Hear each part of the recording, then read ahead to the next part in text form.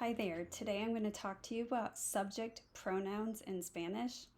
And subject pronouns are basically one of the main foundations of forming all of your verb tenses because subjects are people or things that are doing the action, right? So just like if they said they apprehended the subject, right? It's a person, place, or thing. So a noun, in other words, a subject, and a pronoun means it's replacing the noun. Okay, so for example, instead of saying Sarah, so I'm talking about my friend Sarah, and I say Sarah shops a lot, Sarah spends too much money, Sarah needs to save her money. I sound kind of dumb repeating her name, so I need to replace that with a subject pronoun. So instead of saying her name, I'm going to say she should save her money. She should save. Tongue twister. Okay, so she should save her money.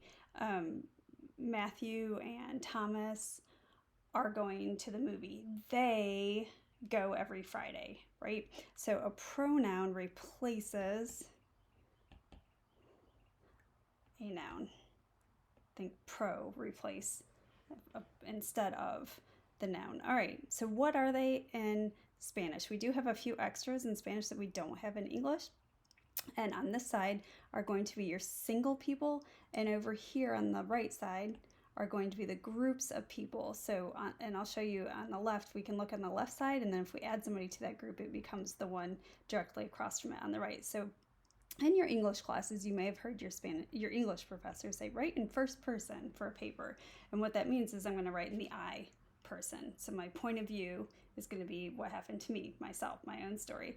If your English teacher said write in third person, you're going to talk about somebody else and what happened. So he or she. Well, this is the same concept. When we say first person singular, we're saying I in Spanish, and we say that with yo. And second person is you, informal. You may hear it called familiar. Okay, and I have another video on the two usted and ustedes, the three types of you in Spanish that you can refer to if you need more help on those three. And I'll go over them briefly in this video as well. The third person, we actually have three people in this group. El, ella, and usted, which is abbreviated UD period. Okay, and this is where I'm talking about the you. This is when we're referring to you, formal, and all it is a sign of respect, somebody who's in a position of authority, somebody you might say Mr. or Mrs. to, or ma'am or sir, right? So it's much more formal. When I'm talking to somebody, I would use the usted instead of the tu. Tu is going to be for friends and family members, people that I know. Okay, L is he. Ella, that double L is a Y sound. Ella is she. Also, don't forget to put, there's an accent mark on he, because without the accent mark, it means the. So we want to make sure we specify those, right? Make sure we clarify that. I'm going to move. Let's see if that eraser will work again. Oops. Guess not.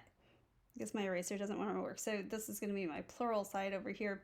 Remember how I said we can take my single person and we add somebody with me. So myself, right? I am going to the store, and now I want to say my brother is also going with me. So what does that become if I say my brother and I? Instead of repeating my brother and I, my brother and I, my brother and I can say what?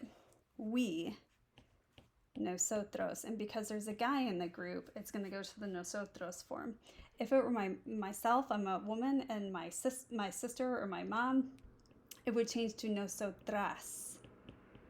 And you can only switch to the female form when there are all girls in the group. If there's ever a guy in the group, it'll go back to the masculine form, nosotros.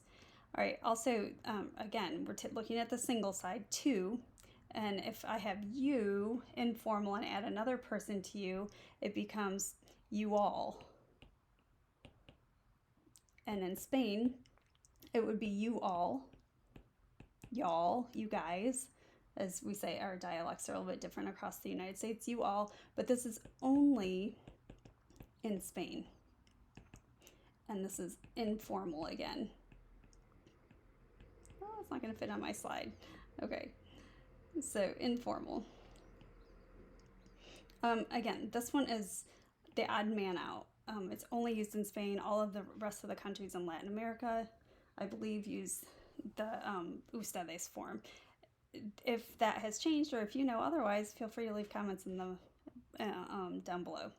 All right, and then on our single side, we had él, ella, and usted. How do we pluralize those? So if I have one guy and add somebody else with him, it now becomes ellos, they. What happens if it's all girls? What do you think happens? If it's all girls, it becomes ellas. Can it be ellas with one guy in the group? No, it has to be all females, okay? Oops, and I put those next to each other. We can write that down below. And my eraser wasn't working, so I'm not even gonna try that. We'll just put ellas. They, so it has to be all females. All right, and then usted will become ustedes, or UDS period. Okay, now remember in Spain, the vosotros is used for informal, for y'all, informal, so people that are like the teacher addressing the students or friends addressing all of their friends, so informal. Ustedes in Spain would be used for only formal, but all of Latin America, again, I'm pretty sure it's all the other Latin American countries that speak Spanish, they will use ustedes to say you all. And they will not differentiate between formal or informal. So this is everyone. Formal, and that F means formal or informal, not feminine there. Formal, oops, that's pretty messy. Formal and informal. Okay, so these are subject pronouns. An easy way to remember this is that the single people are on the left. The plural, when I add somebody to each person on the left, it becomes a group. Of course, there's going to be an ambulance that goes by right now with a siren, so you can hear that probably. Just so if I memorize yo, tú, la, and usted, I should pretty much be able to know who is across from it, just from common sense. If I say I is singular, what happens when I add somebody else to myself? It becomes we. So if that helps you to memorize those a little bit more clearly, do whatever little tricks you need to remember. So let's talk for a second about these twos, these yous, tú, usted, and ustedes real quick. I have another more extensive video on this, specifically just the tú, usted, and ustedes. Tú is informal, so it's somebody that we don't have to show respect to necessarily, somebody on a first name basis, or friends, or the same age, or my siblings, my parents, right? Let's say it's your great-grandmother and you don't see her often, then you'd probably switch to the formal. So you would use discretion on if you want to be more formal or if you want to be informal. But typically, usted is how we pronounce that, is going to be bosses, supervisors, president, judge, police officer, teacher, right? So somebody we would address as Mr. or Mrs., or be a little more formal with them because we're not on a first name basis. Or maybe I'm meeting them for the first time. Vosotros, vosotras is you all, informal in Spain, and then in Spain they would use ustedes for only formal you all.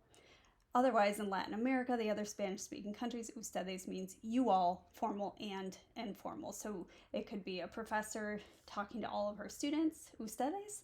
It could be a student talking to all of the professors and say ustedes, right? It could be a student talking to her three bosses, or a person talking to their three bosses and they say ustedes.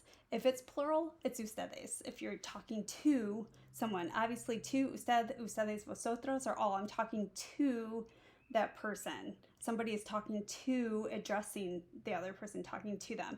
The other subject pronouns we are talking about those people, right? So you is addressing the person. Yo, él, ella, ellos, ellas are all, and nosotros are talking about those people. So talking to the people, addressing them, to usted, vosotros, ustedes, and talking about those people, yo or person, yo, él, ella, ellos, ellas. Okay, a little bit of a difference there. All right, that's summed up subject pronouns. This is a really, really important thing to have memorized. You're going to use it for every verb conjugation that you do the rest of Spanish. And it should be in this order to keep your life simple. Okay, I hope this helps. Let me know if you have any questions.